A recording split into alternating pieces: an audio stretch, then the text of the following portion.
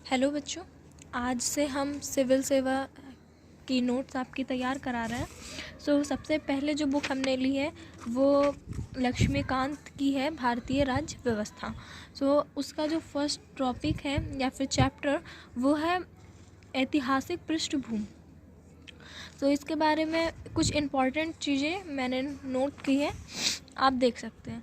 British 1600 ईस्वी में east India company में व्यापार करने आई थी। ठीक है, वो स्टार्टिंग में यहाँ राज्य करने नहीं आई थी, वो यहाँ सिर्फ व्यापार के मकसद से आई थी। अच्छा, उसे भारत में व्यापार करने का अधिकार किसने दिया? ठीक है, तो उसे भारत में व्यापार करने का अधिकार एलिजाबेथ प्रथम के चार्टर द्वारा भारत में उसे व्यापार करने का अधिकार प्राप्त था। इसने कार्य अभी तक सिर्फ व्यापारी कार्य तक ही सीमित थे। ठीक है, जो ब्रिटिश के कार्य थे वो अभी तक व्यापारी कार्य के रूप में सीमित थे। 1858 में सिपाही विद्रोह के परिणाम स्वरूप ब्रिटिश ताज ने भारत के शासन का उत्तरदायित्व प्रत्यक्ष अपने हाथों में ले लिया। ठीक है, ब्रिटिश ने क्या किया, जो भारत के अधिकार थे, शासन का उत्तरदायित्व, उसने क्या किया, अपने हाथों में उसे ले लिया। अपने हाथ में ले लिया मतलब अब ब्रिटिश राज करने लगा भारत पर।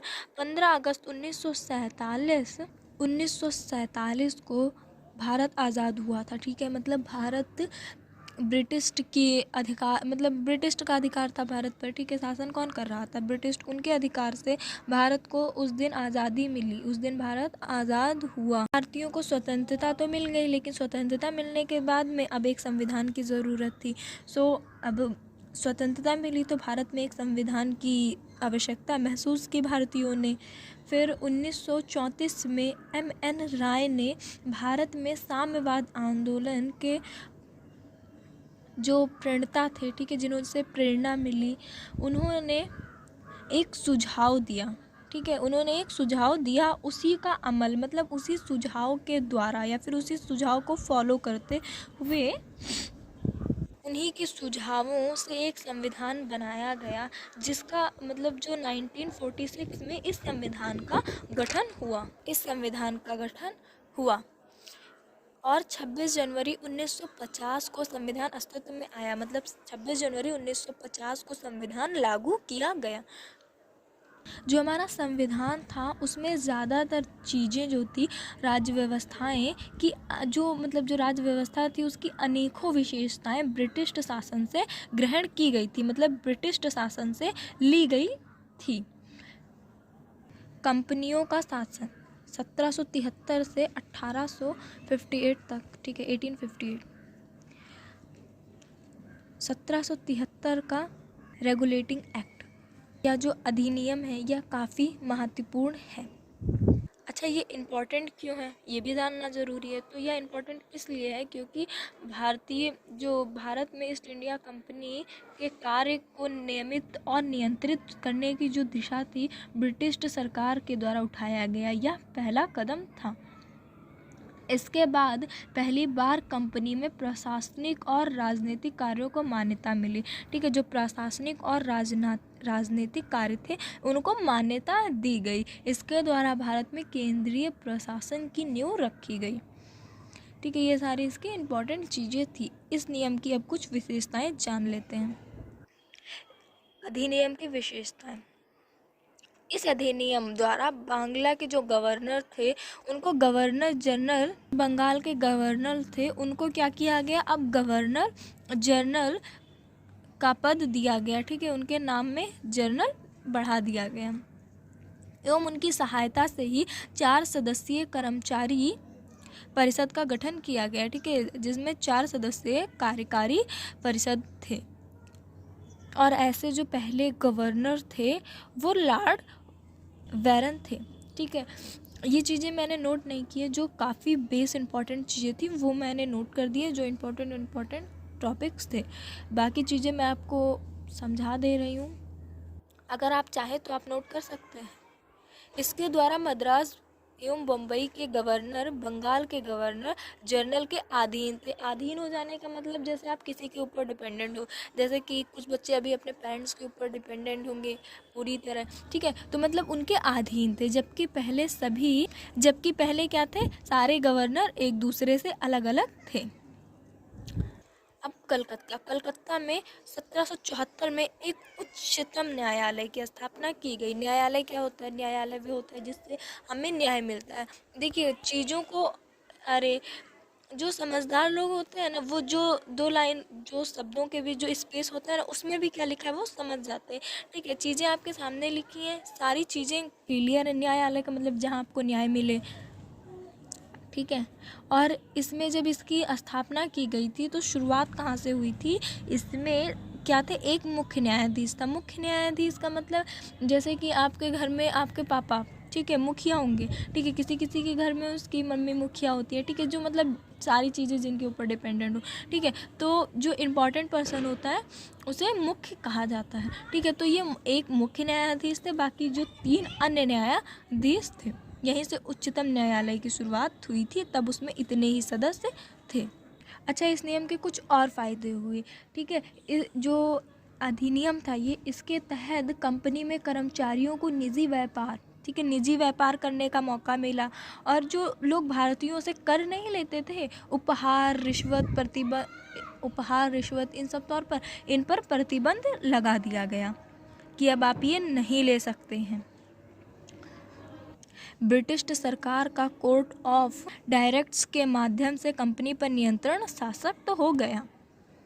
ओके, सो अब हम नेक्स्ट टॉपिक देखते हैं 1784 का पिट्स इंडियन एक्ट, ठीक है। रेगुलेटिंग एक्ट जो था उसमें 1973 में कुछ कमियां रह गई थी, ठीक है, तो उन कमियों को दूर करने के लिए ब्रिटिश सांसद ने एक अधिनियम, संशोधन मतलब जब किसी चीज़ में त्रुटि रह जाती है, कुछ कमी रह जाती है, तो उसको जब सही किया जाता है तो कहा जाता है कि उसमें संशोधन हुआ।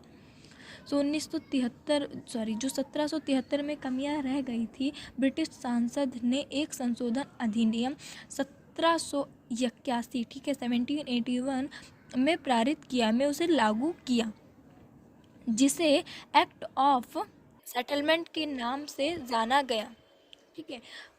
इसके बाद एक एक्ट,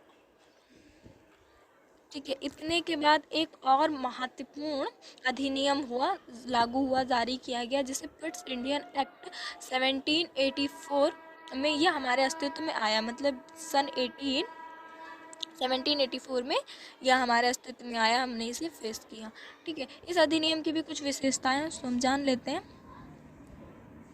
इसने कंपनी को राजनीतिक और वाणिज्यिक कार्यों में पृथक कर दिया। पृथक कर दिया का मतलब है कि अलग अलग कर दिया।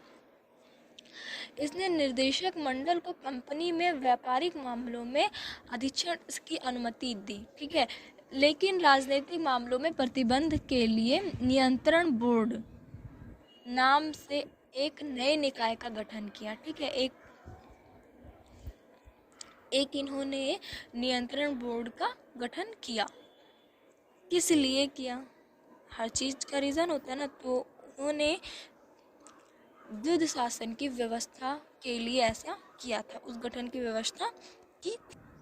अब देखो, जब कोई अधिनियम लागू होता है या फिर किसी निकाय का गठन किया जाता है, तो उसको कुछ शक्तियाँ दी जाती हैं या फिर कुछ रीज़न की वजह से उसे किया जाता है। तो इसके क्या रीज़न थे? जो नियंत्रण बोर्ड था उसको कुछ शक्तियाँ मिली थी। कौन कौन सी शक्तियाँ मिली थी? ब्रिटिश नियंत्रण, भारत के सभी नागरिक, सैन्य, सरकार व राजस्व गतिविधियों का नियंत्रण करने का अधिकार उसे प्राप्त था, ठीक है। इस प्रकार यह अधिनियम 2 कारणों से महत्वपूर्ण था। जो हमारे ये अधिनियम थे पिट्स इंडियन एक्ट, यह 2 कारणों से बहुत ज़्यादा इम्पोर्टेंट थी। पहला, जो फर्स्ट कारण था वो यह था कि भारत में कंपनी के अधीन क्षेत्र को पहली बार ब्रिटिश अध्यापित का क्षेत्र कहा गया। दूसरा जो सबसे इम्पोर्टेंट कारण था वो यह था कि भारत में कंपनी के कार्यों और उसके प्रशासन पर पूर्ण नियंत्रण प्रदान किया। ये दोनों इसके इम्पोर्टेंट कारण थे। अब हम नेक्स्ट टॉपिक देखते हैं 1833 का चार्टर अधिनियम। यह अधिनियम जो था वो ब्रिटिश सरकार के केंद्रीकरण की दिशा में यह बहुत इम्पॉर्टेंट था। ठीक है, तो इसकी हम विशेषताएं देख लेते हैं। इस अधिनियम की जो सबसे इम्पॉर्टेंट बात थी वो यह थी कि इसने बंगाल के गवर्नर जनरल को भारत का गवर्नर जनरल बना दिया था। लॉर्ड विलियम जो थे वो भारत के प्रथम गवर्नर जनरल थे। इस अधिनियम के द्वारा मद्रास और बम्बई के जो गवर्नर को विधायकी, ठीक है, जो बम्बई और मद्रास के जो गवर्नर थे उनको विधायकी संबंधी शक्तियों से वंचित कर दिया गया मतलब अलग कर दिया गया, आपका उनसे कोई मतलब नहीं है। चार्टर्स एक्ट जो थे उन्होंने 1833 में सिविल सेवकों के चयन के लिए खुले प्रतियोगिता का आयोजन किया। ठीक है, पहले 2 तरह की सिविल सेवकों के लिए योजनाएं थी, इन्होंने उसे एक तरह की कर दी और खुली प्रतियोगिता का आयोजन शुरू कर दिया। इसने कंपनियों में भारतीयों को किसी भी पद, कार्यालय और रोजगार से वंचित नहीं किया जाएगा। ठीक है, इसने रूल निकाल दिया कि भारतीयों को अब किसी भी पद से वंचित नहीं किया जाएगा, वो किसी भी पद, कार्यालय, रोजगार आदि चीज़ों में शामिल हो सकते हैं। पर ये चीज़ें ज़्यादा दिन तक चल नहीं सकी क्योंकि कोर्ट ऑफ डायरेक्ट्स के विरोध के कारण, ठीक है, उसने क्या किया, विरोध करना शुरू कर दिया इन चीज़ों का। ठीक है, जिसके कारण इसे जल्दी ही समाप्त होना पड़ा। ठीक है, इन चीज़ों को जल्दी ही समाप्त कर दिया गया था। 1853 का चार्टर्स अधिनियम। ठीक है, चार्टर्स अधिनियम की श्रृंखला में यह अंतिम अधिनियम था, यह इसकी लास्ट अधिनियम था। ठीक है, अंतिम अधिनियम मतलब लास्ट अधिनियम। ठीक है, इसका लास्ट कोशिश थी या फिर लास्ट अधिनियम था। अधिनियम की विशेषताएं, इस अधिनियम की भी कई विशेषताएं थी। उन विशेषताओं को बताने से पहले मैं 1853 में चार्टर्स अधिनियम की कुछ चीज़ों को बता देती हूँ। तो यह किस तरह से अंतिम अधिनियम था, इसे हम जान लेते हैं। तो 1793 से 1853 के दौरान ब्रिटिश द्वारा पारित किए गए चार्टर्स अधिनियमों में, ठीक है, जो 1793 से 1853 के बीच जो ब्रिटिश के द्वारा पारित किए गए थे उनमें से ये चार्टर्स श्रृंखला का लास्ट अधिनियम था। ठीक है, यह अधिनियम काफ़ी महत्वपूर्ण था। अब यह अधिनियम कैसे महत्वपूर्ण था ये हमें इसकी विशेषताएं जानकर पता चलेगा। सो अब हम इसकी विशेषता जान लेते हैं। इस अधिनियम ने सबसे पहले जो कार्य किया वो इसने गवर्नर जनरल की परिषद में विधायिकी एवं प्रशासनिक कार्यों को अलग अलग कर दिया। ठीक है, क्या किया, पृथक पृथक कर दिया। इसके तहत परिषद में 6 माह नए और जोड़े गए। ठीक है, 6 माह क्या किए गए और जोड़ दिए गए। इन्हें विधान परिषद कहा गया। इन्हीं को मैंने शॉर्ट फॉर्म में लिखा है कि गवर्नर जनरल के लिए नई विधान परिषद का गठन किया गया। ठीक है, जो गवर्नर जनरल थे उनके लिए एक नई विधान परिषद का गठन किया गया, एक नई विधान परिषद सभा तैयार की गई जिसे केंद्रीय विधान परिषद कहा गया। ठीक है, इसे क्या कहा गया, केंद्रीय विधान परिषद। इनमें वही प्रक्रियाएं अपनाई गई जो ब्रिटिश सांसद ने अपनाई जाती थी। ठीक है, ज़्यादातर हमारे संविधान में ज़्यादातर चीज़ें ब्रिटिश के संविधान से ली गई हैं। सो इनमें से वो एक है। गवर्नर जनरल की परिषद में 6 नए सदस्यों में से 4 का चुनाव बांग्ला, मद्रास, बम्बई और आगरा की अस्थायी प्रांतीय सरकारों द्वारा किया जाता था। इस अधिनियम की एक और विशेषता थी कि सांसद द्वारा कंपनी का शासन किसी भी समय समाप्त किया जा सकता था, किसी भी समय उसका अंत किया जा सकता था। अब हम नेक्स्ट टॉपिक देखते हैं, ताज का शासन, जो 1858 से 1947 तक हमारे आज़ादी तक चला था। 1858 का भारत शासन अधिनियम। भारत में शासन को अच्छा बनाने वाला अधिनियम नाम से प्रसिद्ध कानून ने ईस्ट इंडिया कंपनी को समाप्त कर दिया। यह काफ़ी इम्पोर्टेंट था, इसलिए इसे 1857 का विद्रोह के बाद किया गया। ठीक है, यह काफ़ी महत्वपूर्ण कानून का निर्माण था जो 1857 के विद्रोह के बाद किया गया था। जिसे भारत का प्रथम स्वतंत्रता संग्राम या सिपाही विद्रोह भी कहा जाता है। इसकी कुछ विशेषताएं भी हम देख लेते हैं। भारत का शासन महारानी विक्टोरिया के अधीन गया। ठीक है, जो भारत का शासन था वो उसे किसके अधीन छोड़ दिया गया? महारानी विक्टोरिया के अधीन छोड़ दिया गया। ठीक है, मतलब या फिर उनके अधीन चला गया। ठीक है, गवर्नर जनरल का पद नाम वायसराय कर दिया गया। ठीक है, जो गवर्नर जनरल का पद था उसका क्या किया गया? नाम बदल दिया गया, चेंज कर दिया गया और क्या कर दिया गया? वायसराय कर दिया गया वहाँ। लॉर्ड कॉनेन भारत के प्रथम वायसराय बने। भारत में शासन की द्वैध प्रणाली जो थी, ठीक है, जो द्वैध शासन प्रणाली, यहाँ पे दोहरी शासन प्रणाली जो भारत में होती थी उसे भी समाप्त कर दिया गया। भारत सचिव की सहायता के लिए 15 सदस्यीय परिषद का गठन किया गया, जिसमें 15 सदस्य थे, जो एक सलाहकार समिति थी। ठीक है, ये मतलब सलाह लेने के लिए यह समिति थी। परिषद का अध्यक्ष भारत सचिव को बनाया गया। जो इसका अध्यक्ष था, मेन था, ठीक है, उसे भारत के सचिव को बनाया गया। ये पद भारत के सचिव को दिया गया। अब हम इस कानून के प्रमुख उद्देश्य जान लेते हैं।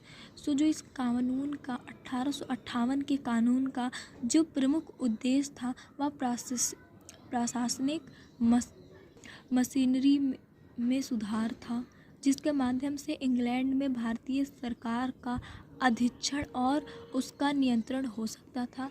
इसने भारत में प्रचलित शासन प्रणाली में कोई विशेष परिवर्तन नहीं किया था। ये ताज का शासन की विशेषताएं थी। ये भारत 1858 का भारत शासन अधिनियम की कुछ विशेषताएं थी जो इम्पोर्टेंट थी। अगर आपको कुछ और विशेषताएं जाननी है तो आप मुझे कमेंट में बताइएगा। ये सबसे ज़्यादा इम्पॉर्टेंट थी इसलिए मैंने इसको नोट करा दिया है। बाकी कुछ और विशेषताएं अगर आप बुक में देखेंगे तो आपको मिल जाएगी। इसके बाद हमारा नेक्स्ट टॉपिक 1861, 1892 और 1909 भारत परिषद अधिनियम है, जिसे हम कल की क्लास में पढ़ेंगे। तब तक के लिए आप इतना रेडी कीजिए। Thank you.